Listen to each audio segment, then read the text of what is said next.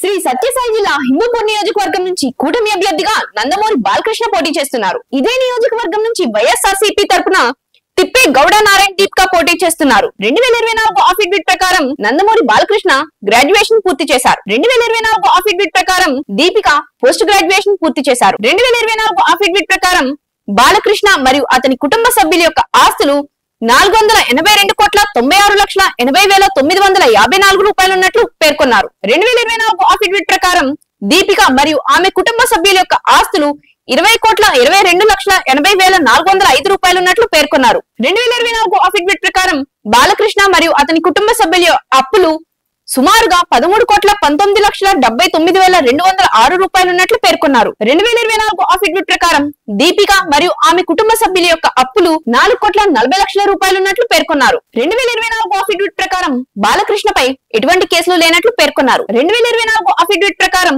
దీపికపై ఎటువంటి కేసులు లేనట్లు పేర్కొన్నారు. 2019 ఆఫిట్ తో పోలిస్తే 2024 ఆఫిట్ లో బాలకృష్ణ యొక్క ఆస్తులు 58.24% పెరిగినట్లు పేర్కొన్నారు. 2019 ఆఫిట్ తో పోలిస్తే 2024 ఆఫిట్ లో బాలకృష్ణ యొక్క ఆస్తులు 58.24% పెరిగినట్లు పేర్కొన్నారు. టీడీపీ వ్యవస్థాపకులు ఎన్టీ రామారావు తనయుడిగా బాలకృష్ణ 2014 ప్రత్యక్ష ఎన్నికల్లో తొలిసారిగా హిందూపూర్ లో పోటీ చేసి గెలిచారు.